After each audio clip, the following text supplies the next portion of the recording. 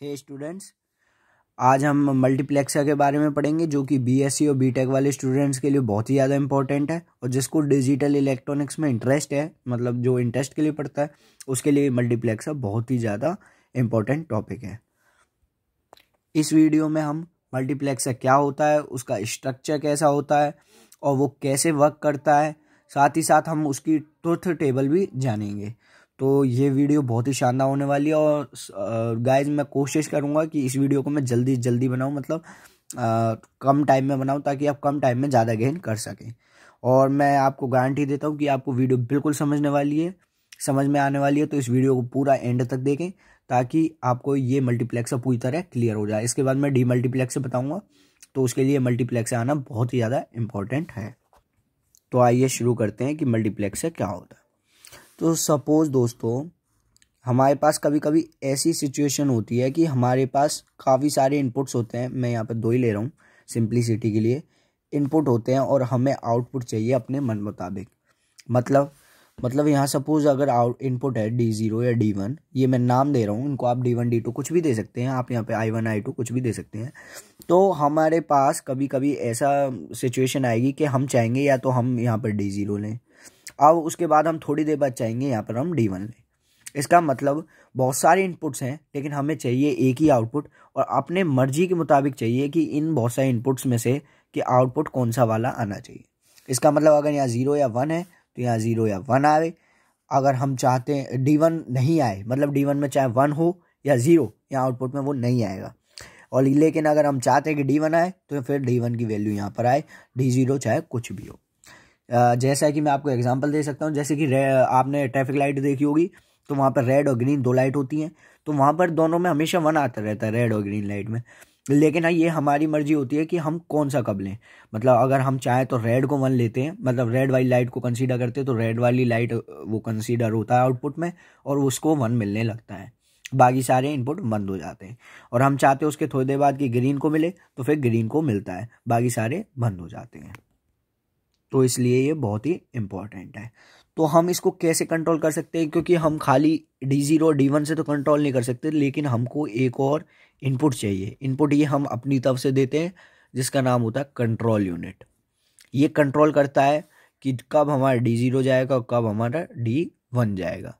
वो कैसे कंट्रोल करता है, जब हम ये, क्योंकि ये भी इनपुट है और ये भी डिजिटल में जा सकता है, बाइनरी नंबर ही हो सकता है, तो ये 0 और 1 ही हो सकता है। तो अगर ये 0 है तो ये D0 अंदर जाएगा, D0 आउटपुट में आएगा। अगर ये 1 है तो D1 आउटपुट में आएगा।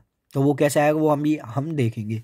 अच्छा, नोटेशन पर दिक्कत मत लीजिएगा कि D0 D1, यहाँ D1 और D2 हो सकते, तो भी 0 पे D1 जाएगा और 1 पे D2 जाएगा। मतलब 0 पे पहले वाला और 1 पे दूसरे वाला। ये हम सिंप्लिसिटी के लिए ले रहे हैं ताकि ये सिंप्लीफाई हो जाए, 0 पे 0 वाला और 1 पे 1 वाला। तो आइए अब हम इसका स्ट्रक्चर देखते हैं। तो जैसा कि आप देख सकते हैं, मैं यहाँ बड़ा सा बॉक्स बना लेता हूँ ताकि हमें ज़रूरत पड़ने वाली है इसकी। तो यहाँ पे जा रहा है D0 और यहाँ पे जा रहा है D1, और उसके बाद हमारी इनपुट यूनिट आई कंट्रोल यूनिट, और यहाँ पर आउटपुट में गया Y। अच्छा दोस्तों, अब हमें इसके लिए 2 एंड गेट की ज़रूरत है। एंड गेट की क्यों ज़रूरत है वो मैं आपको बताता हूँ। क्योंकि जब एंड गेट होता है तो यहाँ पर अगर 2 वो जा रहे हैं A और B इनपुट में, और तो आउटपुट में A.B होता है, आपको पता है ये बात। तो इसकी एक प्रॉपर्टी है, या फिर वो प्रॉपर्टी ही है, वैसे आप देख सकते हैं, कुछ बहुत बड़ी बात नहीं है। अगर A उसका 1 हो, यानी कि कोई भी एक इनपुट 1 हो, तो दूसरा इनपुट कुछ भी हो वही हमें आउटपुट में मिलेगा। अगर B 0 है तो यहाँ 0 मिलेगा इसका आउटपुट, अगर B 1 है तो इसका आउटपुट 1 मिलेगा। मतलब अगर एक इनपुट उसका 1 है, फिक्स कर दिया हमने, तो दूसरा आउटपुट हमेशा सेम मिलेगा। तो उसी प्रॉपर्टी को हम यूज़ करने वाले हैं। तो यहाँ पे हमने 0 दिया, ठीक है। अब हम चाहते हैं कि D0 जाए, इसका आउटपुट में हमेशा D0 जाए, D1 ना जाए। तो हमें इसका एक इनपुट 1 करना पड़ेगा। तो वो 1 हम कौन सा कर सकते हैं, कंट्रोल यूनिट का। तो इसलिए हमने यहाँ पे एक नॉट गेट लगा दिया। और उसके बाद नॉट गेट लगाने के बाद नॉट गेट से यहाँ पे जो 0 इनपुट है ये 1 हो गया। अब इस 1 को हमने इससे जोड़ दिया। अब देखिए दोस्तों, ध्यान दीजिए कि अब हमारा जो डी नोट पे जो भी इनपुट रहेगा वही इसका आउटपुट होगा। इसका मतलब हमने यहाँ पर डी नोट ले लिया। अब हम चाहते हैं, क्योंकि इस समय ये 0 है तो इस समय ये वर्क ना करे, तो एक और प्रॉपर्टी है एंड गेट की, अगर एक इनपुट 0 रहेगा तो दूसरा आउटपुट कुछ भी हो हमेशा 0 ही आएगा, क्योंकि 0.1 हो या 0.0 हो दोनों 0 ही आता है, तो इसलिए कुछ भी हो यहाँ 0 ही आएगा। तो इस प्रॉपर्टी को ध्यान में रखते हुए हमने देखा कि यहाँ पे 0 है, तो 0 पे हमें ये चाहिए डी नोट और D1 नहीं चाहिए, तो डी नोट के लिए हमने 1 लगा दिया यहाँ पे। अब जो डी नोट होगा वो डी नोट यहाँ आ जाएगा। अब हमने इसको एज इट इज दे दिया, इसको ये थोड़ा सा गलती से हो गया, इसको देख लेना, इसको एज इट इज दे दिया। इसको एज इट इज देने से क्या हुआ, ये यहाँ पे 0 ही आ गया।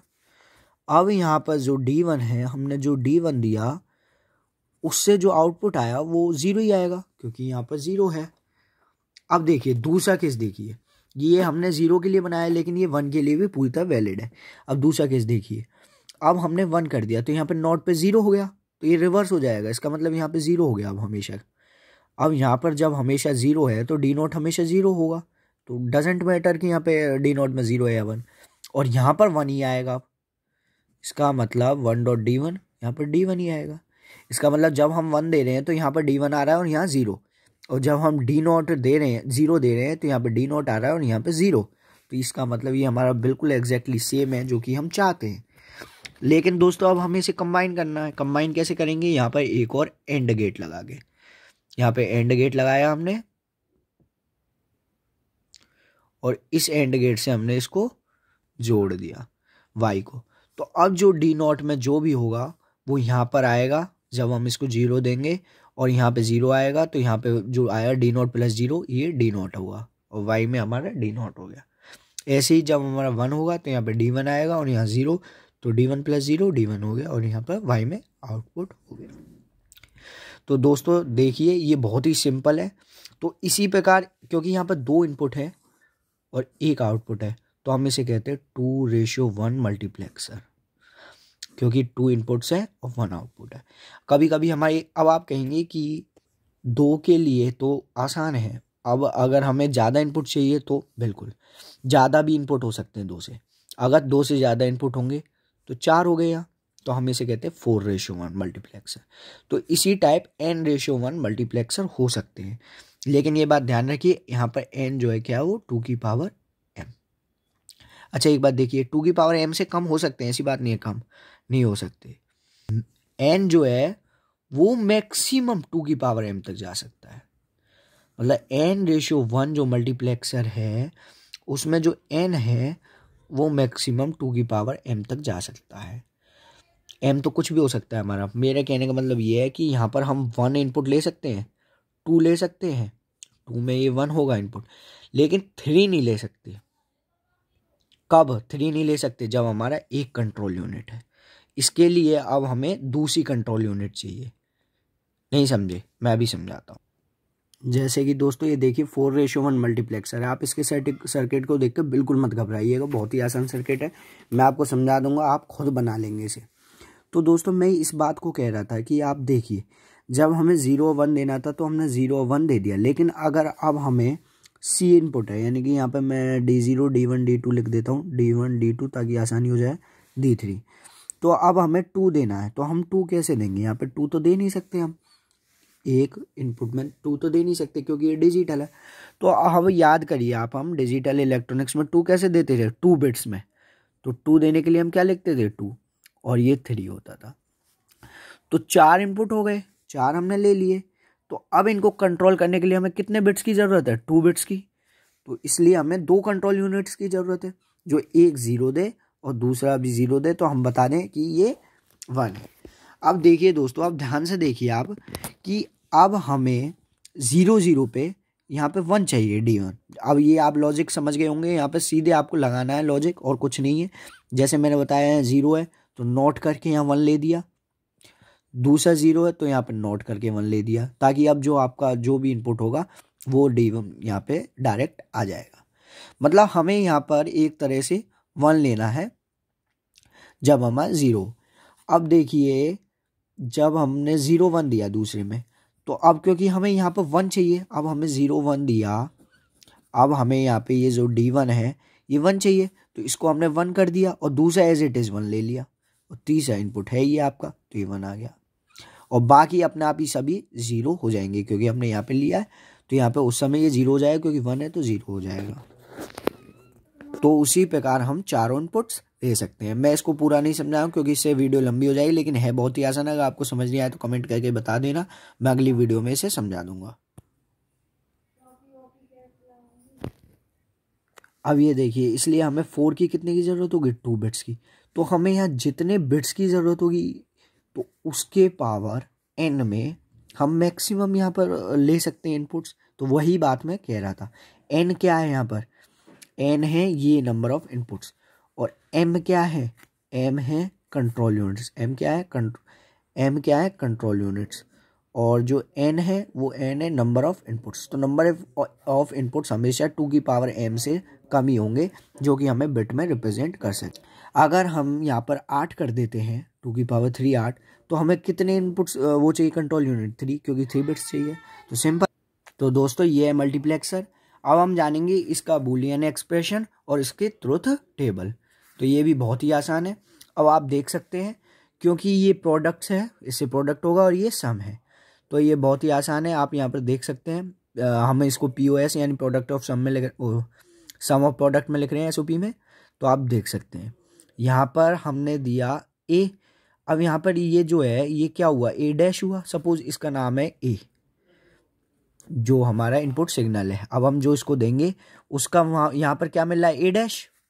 तो यहाँ पर बूलियन एक्सप्रेशन लिखते समय A' लिखा, और यहाँ पर क्या मिल रहा है, D0। तो हमने ध्यान से देखा और यहाँ पर D0 लिखा, क्योंकि ये जो हमारा आउटपुट आएगा इसका, ये क्या आएगा, A', क्योंकि A जो है उसका नॉट लग रहा है, A' और इंटू D0 प्लस, क्योंकि प्लस है। उसके बाद हमने देखा यहाँ पर D1 है और यहाँ पर A है, तो यहाँ पर क्या आएगा, A D1। तो ये इसका जो है बूलियन एक्सप्रेशन है, simple, A' D0 plus A D1। इसी तरह हम 4 का भी लिख सकते हैं, तो बहुत ही ईजी है, simple as you want you can think. So ये इजी ही है। अब हम इसकी ट्रुथ टेबल देखते हैं। मैं यहाँ पर आपको ट्रुथ टेबल बता देता हूँ मल्टीप्लेक्सर की, जो बहुत ही आसान है। यहाँ पर हम D0 लिखते हैं, यहाँ पर D1 और यहाँ पर A, और यहाँ पे आउटपुट Y।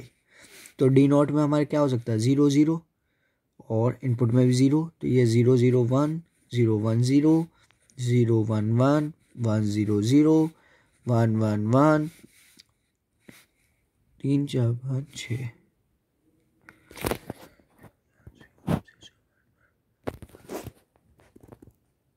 सॉरी, वो 1 1 नहीं, 1 0 1, और फिर 1 1 0, और फिर 1 1 1।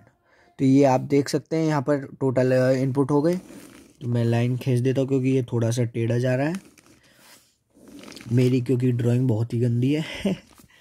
अब हम यहाँ पे Y देखते हैं। Y भी बहुत आसान है। अब यहाँ पे क्योंकि 0 0 है तो यहाँ पे 0 आएगा। हम एक्सप्रेशन लिख देते हैं यहाँ पे, A' D0 plus A D1। अब आप देख सकते हैं A' को हम 1 कर देते हैं और D0 0, यानी 1.0 0 प्लस A D1 0, तो यहाँ पे 0 आ गया। अब हम आते हैं 0 0 1 पे, क्योंकि A' है तो ये फिर 0 हो गया, तो अब ये कुछ भी हो 0 हो गया। A' D0 और A D1 ये भी 0 हो गया। तो यहाँ पे 0 0 इनपुट पे तो 0 0 ही रहेगा, जो कि एज एक्सपेक्टेड था। मतलब दोनों इनपुट लो हैं तो लो ही होगा, चाहे आप कुछ भी कर लो। अब हमारे लेते हैं D0 D1 A। अब अगर हमारा A' देखें तो A' 1 हो गया, D0 0, तो 1.0 0, और ये 0 ही आ गया। तो ये इनपुट है। अब हम लेते हैं अपना नेक्स्ट इनपुट। तो यहाँ पर क्या हुआ, A जो है A D1, यानी A D1 हमारे एक्सप्रेशन में है, तो ये भी 1 आ गया। अब हम अगला लेते हैं A' D0, तो ये 1 आ गया, दूसरा चाहे कुछ भी हो। और उसके बाद हम लेते हैं, क्योंकि यहाँ पर A' की वैल्यू 0 हो जाएगी, A' D0, और A D1 की वैल्यू से यहाँ पर 0 आ गया।